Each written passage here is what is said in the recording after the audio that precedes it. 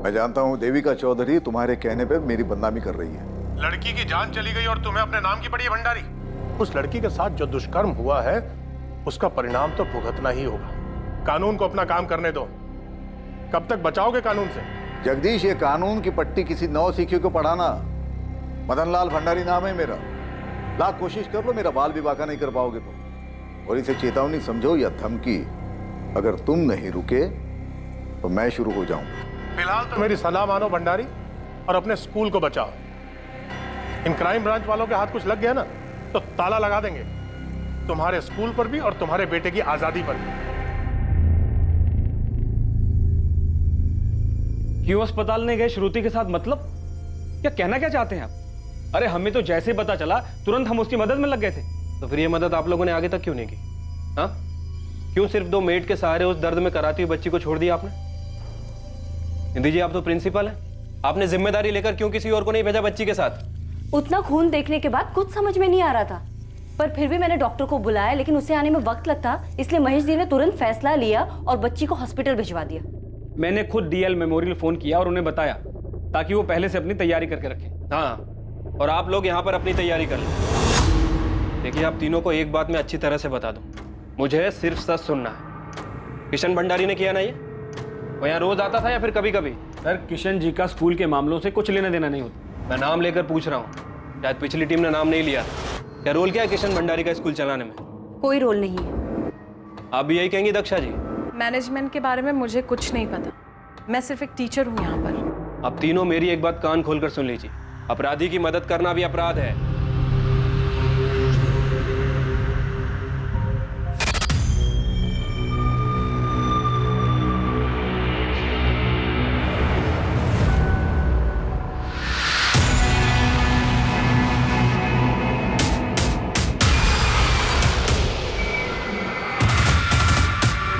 ये झमेला तुम ही देखो महेश, मैं रेजिग्नेशन दे रही हूँ। सोच लीजिए मैडम, ये 2 बाहुबलियों की आपस की लड़ाई है और बेवजह स्कूल को बदनाम किया जा रहा है। आरोपी तो जेल के अंदर है। वो क्राइम ब्रांच वाले गलत तो नहीं बोल रहे ना महेश? क्यों तुमने श्रुति को हॉस्पिटल में सिर्फ सादिया और आरती के साथ भेजा? खुद क्यों नहीं गए? मुझे क्यों नहीं कहा? मैडम, जब मैं था ना, आप भी वहीं थी। अब आप सारी जिम्मेदारी मेरे कंधों पर डाल रही ना। मैंने आपको रोका था कि वहां मत जाओ, किसी को मत भेजो। मैं तो सिर्फ कोऑर्डिनेटर हूँ, आप प्रिंसिपल हैं, जिम्मेदारी आपकी बनती थी। तो अब तहकीकात किस दिशा में करनी है ये भी आप लोग बताएंगे हमें। मैं तो आप लोगों को दिशा दिखाने की कोशिश कर रहा हूँ ताकि आप लोग पहले वाली टीम की तरह भटके नहीं। अरे भाई, शुभचिंतक हूं मैं आप लोगों का। बहुत बहुत शुक्रिया जगदीश जी हमारी चिंता करने के लिए।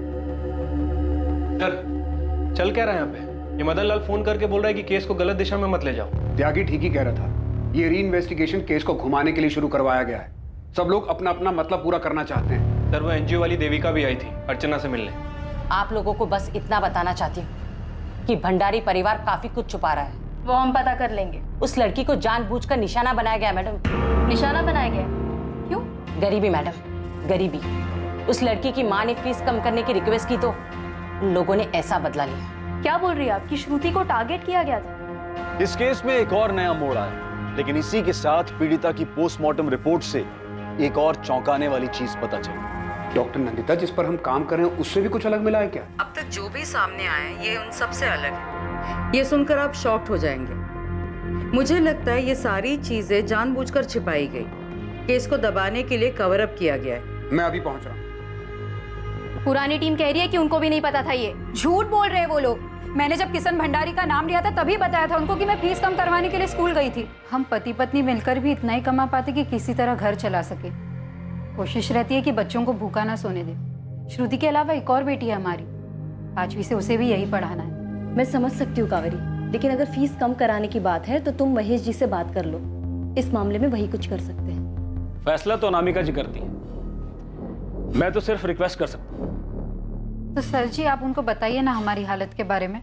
ठीक है, मैं बात करता हूँ, लेकिन अगर तुम खुद अनामिका जी से जाकर उनकी कोठी पर बात करो तो ज्यादा बेहतर होगा। मैं गई थी उनके कोठी, लेकिन अनामिका जी नहीं मिली, ये किशन मिला वहां। कौन सी क्लास में है? बता श्रुति। 7th स्टैंडर्ड में। ठीक है, मैं देखता हूँ हम क्या कर सकते हैं। बड़ी मेहरबानी होगी साहब, थोड़ा बोझ हल्का हो जाएगा। आप फिक्र मत कीजिए, मैं बात करता हूँ अनामिका से भी और महेश जी से, जो होगा आपको बता देंगे। कितनी कम हुई थी फीस? नहीं हुई, उसके पहले ही मेरी बच्ची को मार डाला। तुम गई कब थी उनसे बात करने? ये साल शुरू होने के पहले। तुम्हें किशन भंडारी पर ही क्यों शक है? वो फिर आया था तुम्हारी बेटी से मिलने? मेरे सामने तो नहीं मिला, लेकिन मैं जानती हूँ ये उसी ने किया है, कालू भाई ने नहीं। क्या मिला आपको डॉक्टर? आपने कहा शॉकिंग है। विक्टिम को सोडोमाइज किया गया था, उसके साथ अस्वाभाविक दुष्कर्म हुआ है। सोडोमाइज्ड, अस्वाभाविक दुष्कर्म। यस।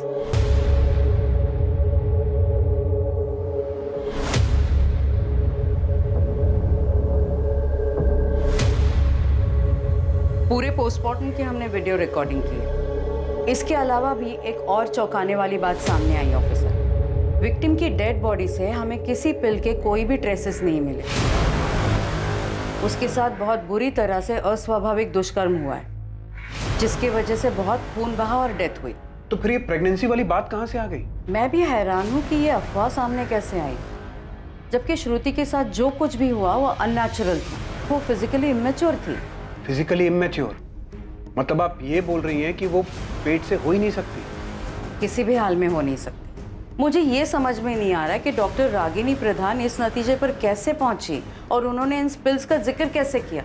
जब मैं पोस्टमार्टम कर रही थी तो मुझे समझ में आ रहा था कि कुछ ना कुछ तो गड़बड़ है। हमने विसेरा और डीएनए प्रिजर्व किया है और अब मैं श्योरिटी के साथ कह सकती हूँ कि विक्टिम प्रेग्नेंट हो ही नहीं सकती।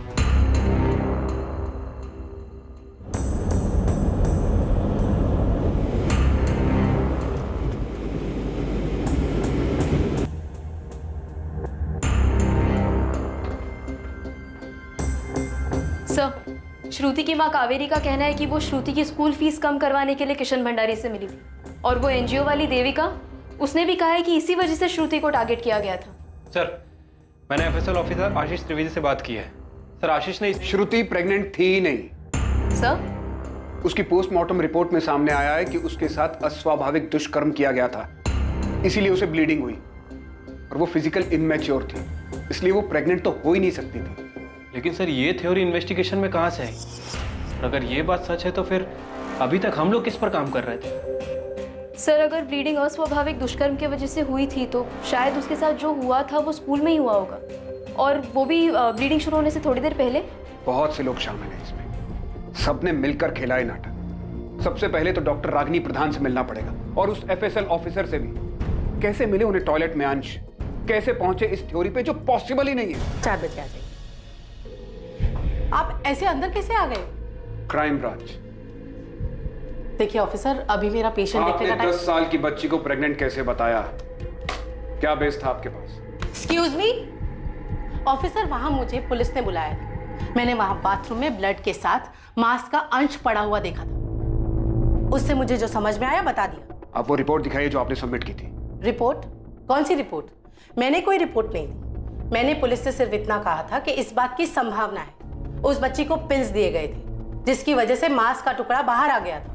आपने इतने सेंसिटिव केस में संभावनाओं पे थ्योरी खड़ी कर दी। इसका दोष आप मुझे मत दीजिए ऑफिसर। मैंने सिर्फ पहली नजर में दिखने वाली बात कही थी, ये नहीं कहा था कि ऐसा ही हुआ होगा।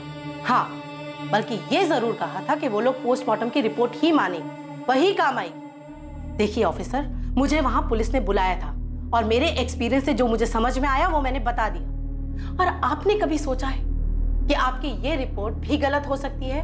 आपके पोस्टमार्टम के डॉक्टर्स भी बिकाऊ हो सकते हैं। आखिरकार 2 बाहुबलियों के बीच की लड़ाई है, और इससे ज्यादा सवाल अगर आपको पूछने हैं तो अपने डिपार्टमेंट वालों से पूछिए, पिछली टीम के लोगों से पूछिए। ये देखो, जहां से ब्लड सैंपल्स मिले वहां भी कुछ नहीं था। आशीष, मैं उस अंश की बात कर रहा हूँ, टॉयलेट में था वो। नहीं के बराबर था वो। हमें जहां पर बताया गया था हमने हर जगह पर चेक किया, क्लासरूम, टॉयलेट और जहां पर भी खून था।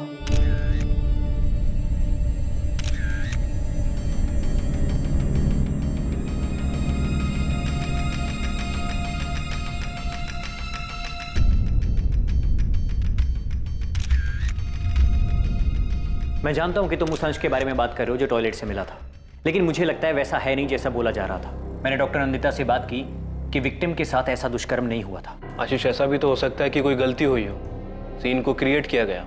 ये मैं नहीं बता सकता। हम उन्हीं चीज़ों को जांचते हैं जो क्राइम सीन से मिली होती हैं। इसमें मैं क्या सीन क्रिएट कर सकता हूँ? उसके साथ अस्वाभाविक तरीके से दुष्कर्म हुआ था, बहुत बुरे तरीके से हुआ था। डॉक्टर जयदेव का मानना है कि जिस अंश के बारे में बात हो रही है वो आंतों का टुकड़ा हो सकता है। आंतों का टुकड़ा?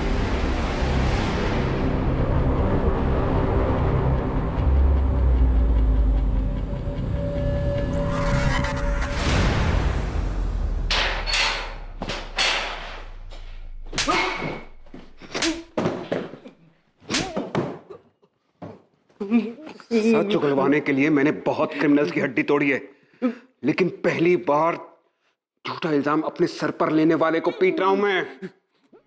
बता, बोल, किसके लिए बलि का बकरा बन रहा है तू? बोल कालू, किसके लिए बलि का बकरा बन रहा है तू?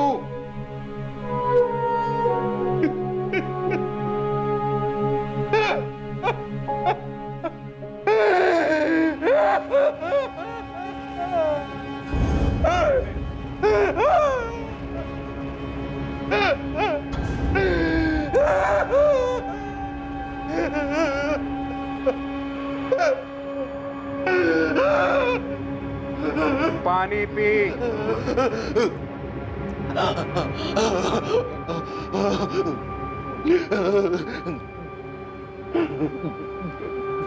क्यों किया कालू? किसके लिए? किसके लिए साहब? किसके लिए?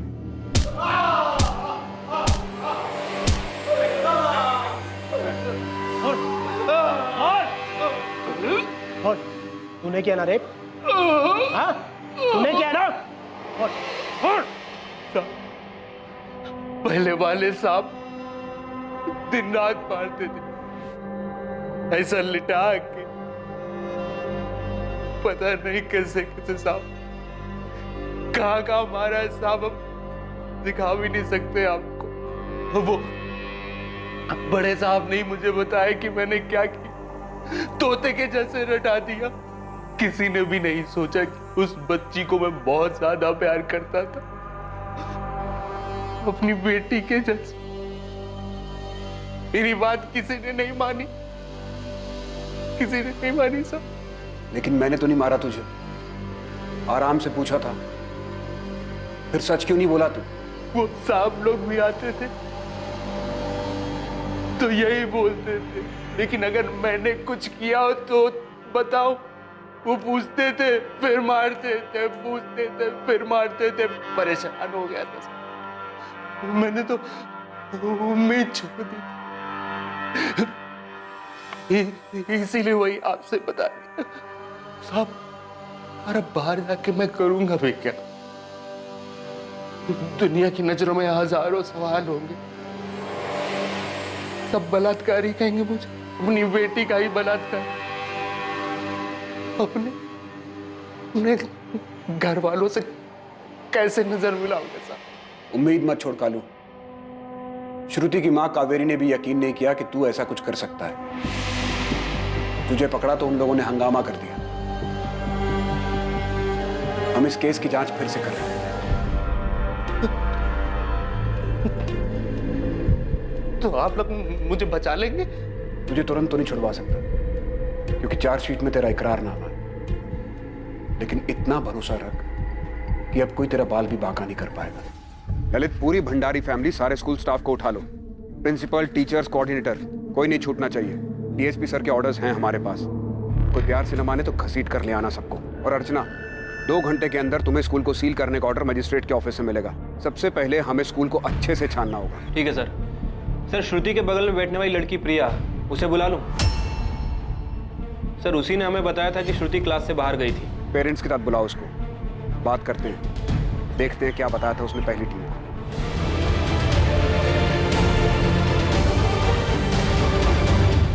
मेरी तरफ इशारा कर रहे हो माथुर? इशारा नहीं कर रहा हूं त्यागी, सीधे सीधे पूछ रहा हूं। इस केस में तुमने अपराधियों के साथ मिलकर काम किया? जो मुंह में आए बको मत, सोच समझ कर बोलो। हमने वही किया जो इन्वेस्टिगेशन में पता चला। और ये पोस्टमार्टम की रिपोर्ट तो अभी आई है ना? क्या अब तक हम हाथ पर हाथ धरकर बैठे रहते? खेल खेल रहे हैं ये लोग। तुम क्यों चिढ़ रहे हो कल्पेश? तुम्हारा खेल बिगड़ गया इसके लिए? मिली भगत सामने आ गई सबकी। अब ये भी बता दो कि डॉक्टर रागिनी प्रधान कहां से आ गई इसमें? सुना वो तुम्हारी जान पहचान वाली है? मेरी जान पहचान वाली है, इसीलिए अर्जेंट में आई, क्योंकि टॉयलेट में कुछ पड़ा हुआ मिला था और वो बहुत बड़ा सबूत साबित हो सकता था। पानी में बह सकता था, वेस्ट हो सकता था। ऑन द स्पॉट डिसीजन लेना था, एक्सपर्ट की जरूरत थी, इसलिए डॉक्टर रागिनी प्रधान को बुलाया। समझ में आया? असली रिपोर्ट को साफ करने की पूरी तैयारी कर ली थी तुमने। किसके कहने पे किया ये सब? रिपोर्ट में और क्या क्या बदला सबने मिलकर? त्यागी, उस बच्ची को सोडोमाइज्ड किया गया था। फिजिकली इमैच्योर थी वो बच्ची। कैसे दबाई ये बात?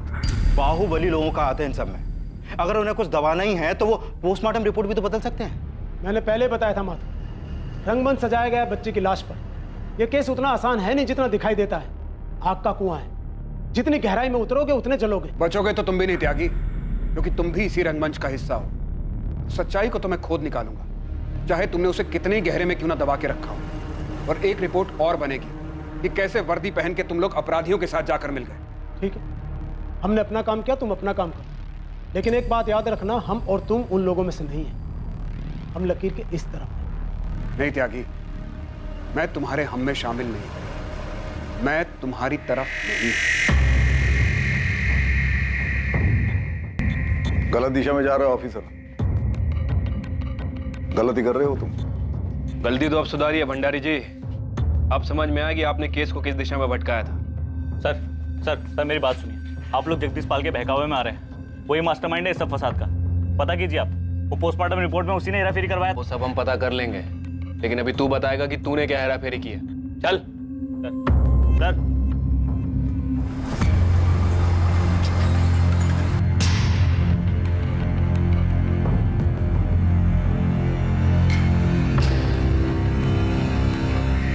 आपकी बच्ची की मौत का इस्तेमाल कर रहे हैं लोग कावेरी जी।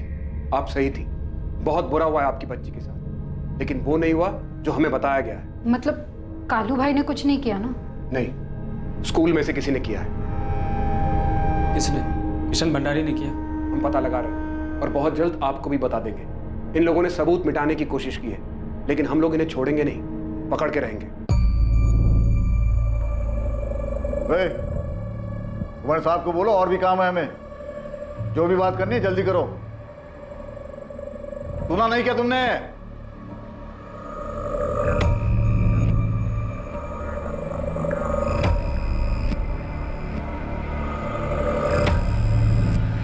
प्रिया, क्या देखा था आपने? श्रुति दक्षा मिस की क्लास के पहले बाहर गई थी। कहाँ गई थी बेटा? पता नहीं अंकल, मैं क्लास में थी, लेकिन मुझे लगा उसको किसी ने बुलाया था। मैंने ये बात पहले भी बताई थी। आपने ये बात पहले बताई थी?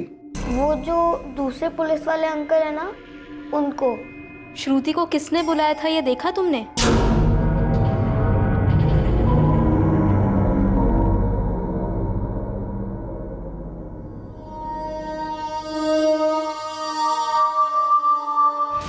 कौन था वो प्रिया? किसने बुलाया था?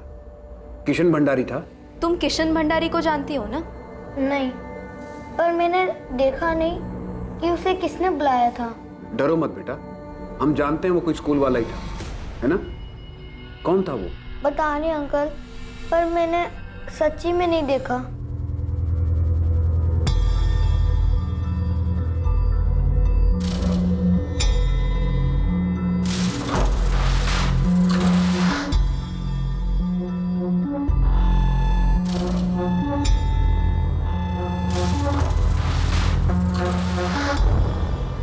यहाँ से बाहर आई हो।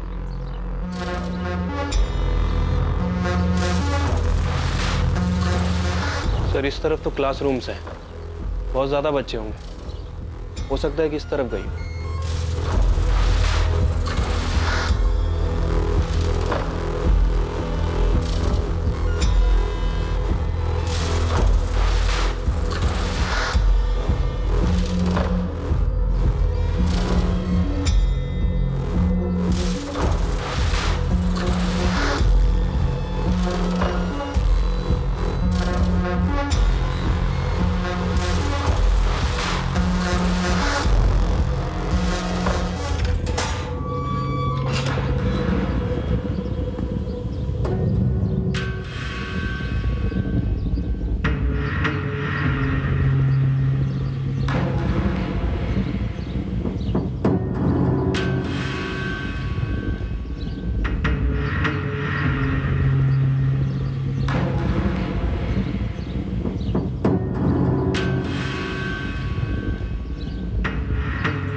ये क्या है? साहब स्टोर रूम है। ताला क्यों लगा स्टोर रूम में? साहब चाबी हमारे पास नहीं। जल्दी लेकर आओ। पहले स्कूल में कुछ हुआ और किसी को पता ही ना चले, ऐसा तो नहीं हो सकता। तो बच्चों को पता नहीं चला, एक बात समझ में आती है, लेकिन यहाँ स्कूल में हर आदमी बच्चा बनने की कोशिश कर रहा है। तो मुझे लगता है कि स्कूल में जो भी हुआ है, ये प्रिंसिपल और ये महेश ये हमसे मिलकर छुपा रहे हैं। 14 जुलाई को लगभग 10:20 पे श्रुति क्लास से बाहर गई और लगभग 11:05 तक वापस आ गई। किसने बुलाया था उसे? किशन भंडारी ने या आप में से किसी एक ने? निधि जी। मैडम हम कुछ नहीं जानते, किशन जी का स्कूल के मामलों से कुछ लेना देना नहीं, तो वो स्कूल क्यों आएंगे? तुमसे पूछा मैंने, तुम्हारी शक्ल से ही झूठ टपक रहा है, तुम चुप रहो। निधि जी आप बताइए, क्या वो किशन था? मुझे नहीं पता, मैं अपने ऑफिस में थी, अगर वो आया भी होगा तो मुझसे नहीं मिला। आपसे मिला नहीं है? आप अपनी नौकरी बचाने के लिए उसे बचा रही हैं? अरे नहीं चाहिए ऐसी नौकरी, वैसे मैं ये नौकरी छोड़ रही थी, परेशान हो गई जवाब देते देते। बच्ची की जान चली गई, आपके स्कूल में सोडोमाइज किया गया उसे और आप परेशान हो रही है जवाब देते देते। क्यों? क्योंकि आपसे स्कूल मालिक के फैमिली के बारे में पूछा जा रहा है। क्योंकि मुझे सच में नहीं पता, लेकिन शायद इस महेश को पता है, कुछ छुपा रहा है। मैंने इससे पहले भी कहा कि अगर कुछ भी पता है तो बता दे, लेकिन कुछ बता ही नहीं रहा है। मुझे समझ नहीं आ रहा कि मुझे क्यों घसीटा जा रहा है इस सब में। अरे जो कुछ हुआ ही नहीं तो कैसे बोल दूं? मैडम उस दिन किशन जी स्कूल आए ही नहीं थे। किशन नहीं तो कौन था? क्या वो तुम थे? तुमने बुलाया था श्रुति को क्लास से? अरे कैसी बातें कर रही हैं आप? मैं उस छोटी बच्ची के साथ ये सब करूंगा? उसके पड़ोसी कालू का काम है ये, और पहले वाली पुलिस उसे पकड़ भी चुकी है। पता नहीं अब आप लोग उसे बचाने की कोशिश क्यों कर रहे हैं?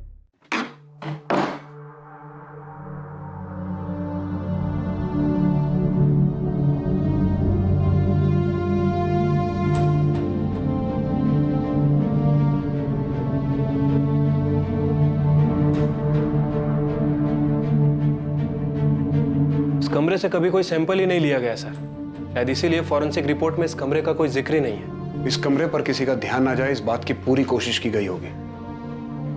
इस कमरे की आखिरी बार सफाई कब हुई थी? 14 जुलाई को, लड़की को हॉस्पिटल भेजने के बाद। साहब मुझे कुछ नहीं पता, मैंने इस कमरे को नहीं साफ किया है। तो फिर किसने की थी? पता नहीं साहब, यहाँ ताला लगा हुआ था। जो अब तेरी जबान पे लगा है। देख हरी, हम जानते तुझे सब पता है। उस बच्ची को इसी कमरे में लाया गया था ना? मैं सच बोल रहा हूँ साहब, मुझे कुछ नहीं पता है, मेरा यकीन कीजिए साहब।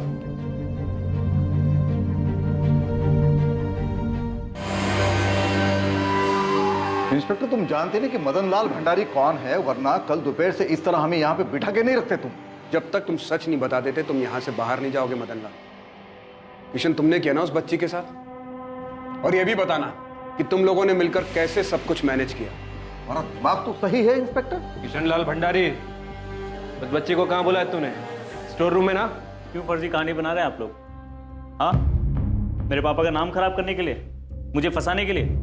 सर सच यही है कि मैं वहां गया ही नहीं था, मैं स्कूल नहीं गया था, मैं वहां जाता ही नहीं हूं सर। और इस नई कहानी के लिए तुमने और तुम्हारे पोस्टमार्टम टीम ने जगदीश से कितने लिए हैं? तुमने कितने दिए थे इंस्पेक्टर त्यागी, सब इंस्पेक्टर कल्पेश और डॉक्टर रागिनी प्रधान को? तुम नहीं जानते मैं क्या कर सकता हूँ। ये क्राइम ब्रांच है, यहाँ हम जो चाहें वो कर सकते हैं तुम्हारे और तुम्हारी फैमिली के साथ। तुम कुछ नहीं कर पाओगे।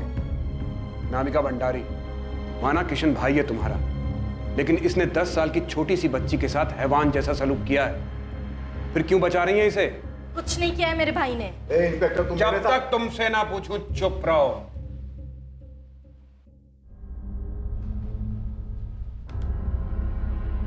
अनामिका, 14 जुलाई को महेश ने 11:10 के बाद तुम्हें 6 कॉल किए, 2-2 मिनट के, और महेश ने 2 कॉल तुम्हें किए मदन लाल। 11:10 से 11:35, यानी इस 25 मिनट के बीच में तुम लोगों को 8 बार कॉल किए। क्यों? ये इंसिडेंट हमारे स्कूल में हुआ, इमरजेंसी सिचुएशन थी, और किसी कॉल करते? मैं भी नहीं बता रहा। इमरजेंसी तो थी, किशन की गंदगी जो समेटनी थी तुम लोगों को। मदन लाल और अनामिका को तुम पल पल की खबर देते रहे महेश, और महेश तुम लोगों से पूछ रहा था कि आगे क्या करना है, कैसे करना है, कैसे किशन को बचाना है। जबकि श्रुति की मां को तुमने 11:45 पर कॉल किया, उसे हॉस्पिटल भेजने के बाद, और उसके बाद इंस्पेक्टर त्यागी और सब इंस्पेक्टर कल्पेश को कॉल किए गए। ये रहे सारे कॉल रिकॉर्ड्स। इन कॉल रिकॉर्ड से कुछ नहीं साबित कर पाओगे तुम इंस्पेक्टर, ये सारे इस केस से ही जुड़े हैं। मैं उस स्कूल का मालिक हूं, तो जाहिर है कि महेश इमरजेंसी में मुझे ही कॉल करेगा ये गाइडेंस लेने के लिए कि आगे क्या करना है। कैसे करना है, कैसे चीजों को रफा दफा करना है। कुछ नहीं कर पाओगे तुम, कुछ भी नहीं साबित कर पाओगे तुम। भूल है तुम्हारी। किशन ने खून किया है, सबूत तो हम ढूंढ लेंगे। मेडिकल नहीं हुआ ना तेरा? चल तेरा मेडिकल करवाते हैं, देखते हैं अब कैसे बचेगा तू। तो बेवजह टाइम वेस्ट कर रहे हैं आप लोग। इन सब का अरेस्ट पुलिस डायरी में नोट कर लेना, ताकि रिकॉर्ड रहे कि एक्शन हुआ था। मेरा फोन लाओ। सर यहाँ फोन देना अलाउड नहीं है। तो जाके इंस्पेक्टर त्यागी तक मेरा एक मैसेज पहुंचा दो। सर यहाँ मैसेज देना भी अलाउड नहीं है। अर्चना, इनकी एकता में फूट डालो। मुझे लगता है इनमें कमजोर कड़ी महेश है, वो सब जानता है और टूट भी सकता है। उससे कहो कि सब सच बता देगा तो बच जाएगा। जी सर, लेकिन क्या आपको लगता है कि हमारी मेडिकल काम आएगी? सिर्फ मेडिकल से काम नहीं चलेगा, इन्वेस्टिगेशन में बहुत गड़बड़ है। हमें कोई स्ट्रॉन्ग गवाह चाहिए। इससे काम नहीं बनेगा। लेकिन डॉक्टर नंदिता, उसने जबरदस्ती किया था बच्ची के साथ, तो उसके प्राइवेट पार्ट पर इंजरीज आई होंगी। बिल्कुल आई होगी, पर आज की तारीख देख रहे हैं आप। इंसिडेंट 14 जुलाई को हुआ था, अच्छा खासा टाइम बीत चुका है। गलती तो हुई है। पहली वाली टीम ने पब्लिक प्रेशर में आके उसे कस्टडी में तो लिया, लेकिन किशन का मेडिकल नहीं कराया, वरना सच कब का सामने आ जाता। श्रुति की बॉडी से आप लोगों को कोई डीएनए, कोई सेमेन कुछ मिला? कैसे मिलता माथुर, बहुत खून बह चुका था, और ऊपर से वो 2 मेड्स, उन्होंने सफाई में कोई कसर नहीं छोड़ी थी। अब हमें भी कोई कसर नहीं छोड़नी चाहिए। ये लोग इतनी आसानी से मुंह खोलने वाले नहीं है। खेल खेला इन्होंने, हम भी खेल खेलेंगे। वो महेश ही, अर्चना, हमें जो चाहिए वो महेश ही दे सकता है। महेश को ऑफर दो कि सरकारी गवाह बन जाए, उस सब कुछ बता दे तो बच जाएगा। सिर्फ यही एक तरीका है। हमें किशन को पकड़ने के लिए कुछ स्ट्रॉन्ग सबूत चाहिए। केस में हुई गड़बड़ असली मुजरिम को बाहर जाने का रास्ता देने के लिए की गई लग रही थी। लगातार इंटेरोगेशन के बाद भी संदिग्धों की चुप्पी असली आरोपी और पुलिस के बीच दीवार बनकर खड़ी थी। महेश चतुर्वेदी, जो शायद इकलौता ऐसा इंसान था जिसे इस अपराध के बारे में सारी जानकारी है, वो अपनी जुबान से टस से मस नहीं हो रहा था और किसी भी हालत में कुछ भी बताने के लिए तैयार नहीं था। किशन भंडारी के मेडिकल से भी कुछ मिलने की आस बहुत कम थी। मैंने कहा था इससे काम नहीं बनेगा, आप लोगों ने बहुत देर कर दी। किया तो उसी ने है, जमकर कूटेंगे तो मान भी लेगा। तो कोर्ट में पलट जाएगा, तब क्या करेंगे आप? स्टोर रूम का क्या हुआ?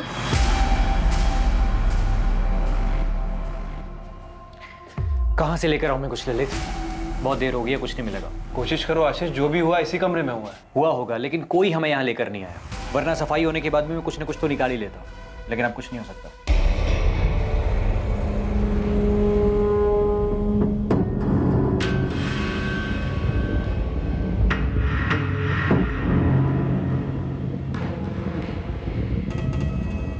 नहीं किया तू, कुछ नहीं होने दूंगा तुम्हें। बस 1-2 दिन रुक जा, बेल हो जाएगी हमारी।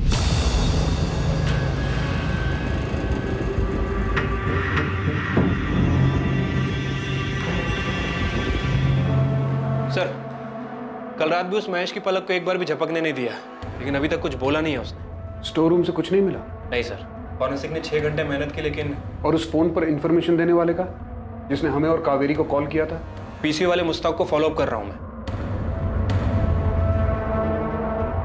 मैम, अगर किशन स्कूल आया भी होगा तो मैंने उसे नहीं देखा।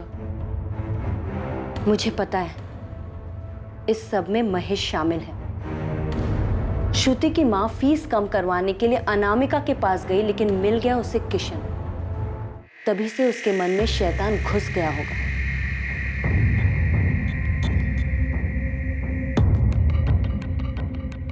हमने भले ही उसे नहीं देखा, लेकिन किशन स्कूल जरूर आया होगा। क्राइम ब्रांच वाले बोल रहे हैं कि जो कुछ भी हुआ है वो स्कूल के स्टोर रूम में हुआ है।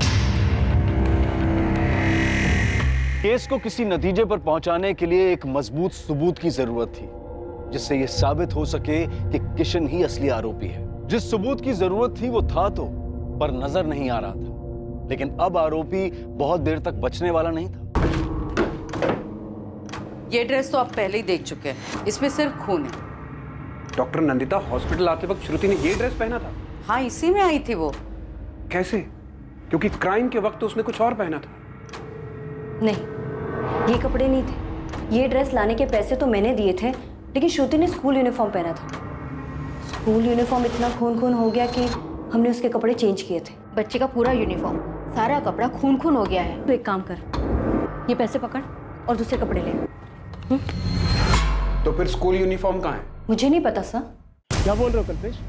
दिया ही नहीं? हाँ सर, यूनिफॉर्म दिया ही नहीं था हमें। दिया नहीं था, डिस्ट्रॉय कर दिया त्यागी।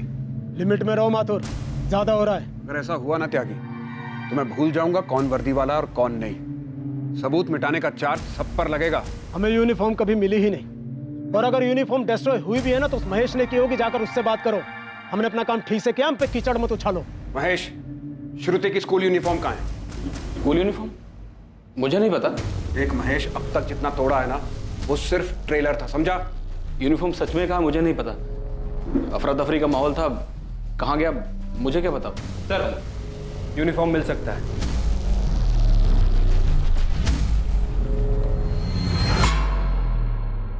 आरती और साध्या, श्रुति के कपड़े तुम दोनों ने बदले थे ना? हाँ, हमने ही बदले थे। स्कूल यूनिफॉर्म पहना था उसने। अभी कहाँ पर है वो? सर, श्रुति का बैग और यूनिफॉर्म स्कूल में ही था।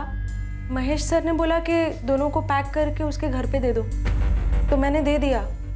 दादी, ये यूनिफॉर्म श्रुति के बैग में डालो और उसके घर पर दे दो। बाकी कोई काम होगा तो बताता हूँ।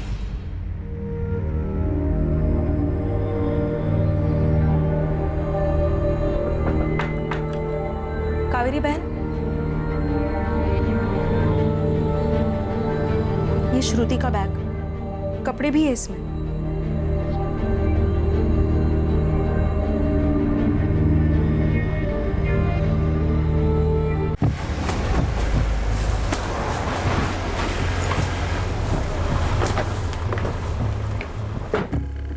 यूनिफॉर्म मिला कावेरी? हाँ मिला।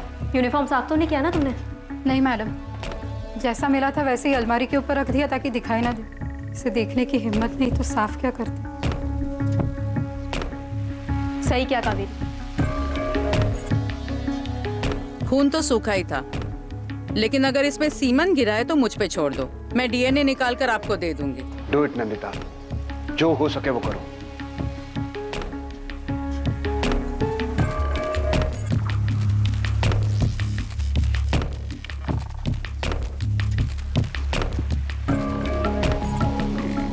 बड़ी भूल हो गई किशन जी। बस उम्मीद करो कि उन्हें यूनिफॉर्म पे कुछ ना मिले।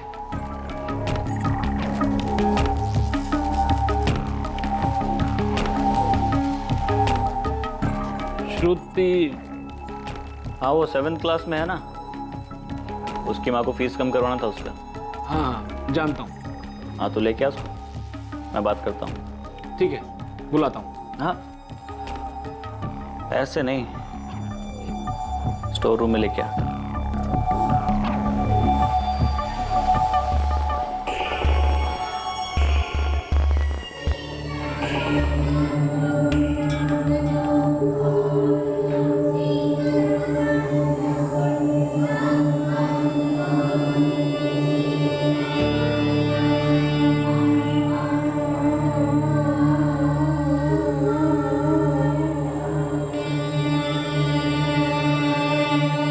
किशन जी आए बेटा, तुम्हारी फीस कम कर देंगे। चलो बात कर लेते हैं। सब कुछ बताना अपने बारे में अच्छे से, जो भी पूछे सब बताना और घबराना मत, ठीक है?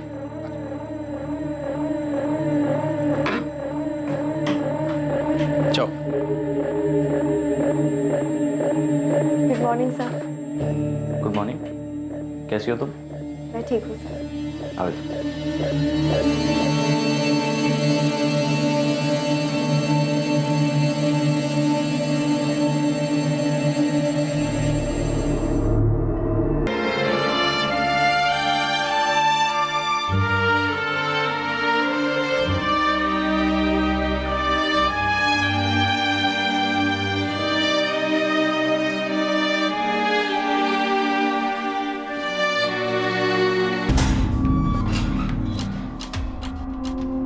चल, तेरा टाइम पूरा हो गया। उठ, अरे उठ, चल।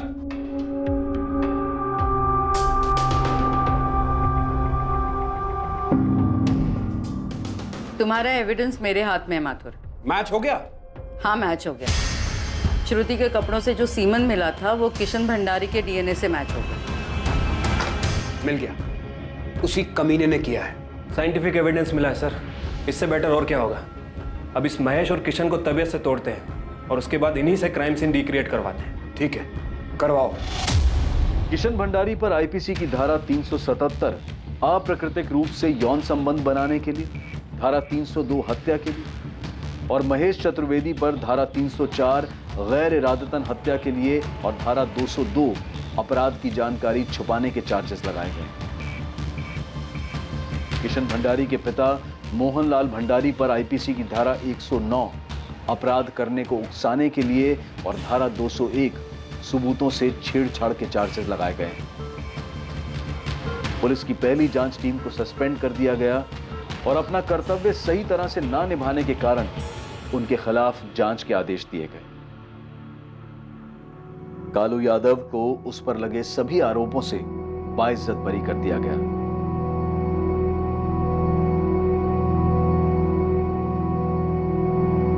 कावेरी अपनी बेटी को न्याय दिलाने के लिए लड़ी और आखिरकार उन रसूखदार और ताकतवर लोगों तक पहुंची जिन लोगों ने जुर्म से भागने के लिए बहुत कुछ किया था।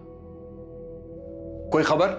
नहीं सर, पीसीओ वाले के पीछे लगा हूं, लेकिन जिस कॉलर ने किशन भंडारी का नाम आगे किया था उसके बारे में कुछ पता नहीं चल रहा है। कोई नहीं, केस को सही बंदे की तरफ घुमाने में बड़ी हेल्प की है उसने।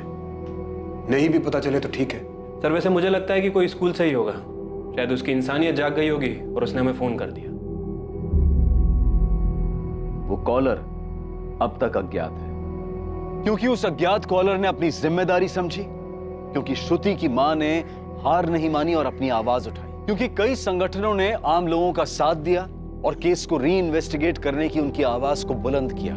नतीजा यह हुआ कि कानून की पकड़ से दूर जा रहे और सबूतों को मिटा चुके असली अपराधी पकड़े गए, वरना इस केस में एक गरीब निर्दोष की बलि चढ़ाने की पूरी तैयारी कर ली गई थी। हम उस इन्वेस्टिगेटिंग टीम की सराहना करते हैं जो इतनी बाधाओं से लड़ते हुए मामले की गहराई तक गई और असली आरोपियों को पकड़ने में सफल रही। हमारा सिस्टम ऐसे ही समर्पित और निष्ठावान लोगों के प्रतिबद्ध और सतर्क रहने से चलता है। अब मैं अनूप सोनी आपसे विदा लेता हूं। कल रात 11 बजे आपसे फिर मुलाकात होगी एक और नए केस के साथ। और याद रखिए, क्राइम और आपके बीच में सिर्फ इतना फर्क है कि आप कितने सतर्क हैं। सतर्क रहें, सुरक्षित रहें।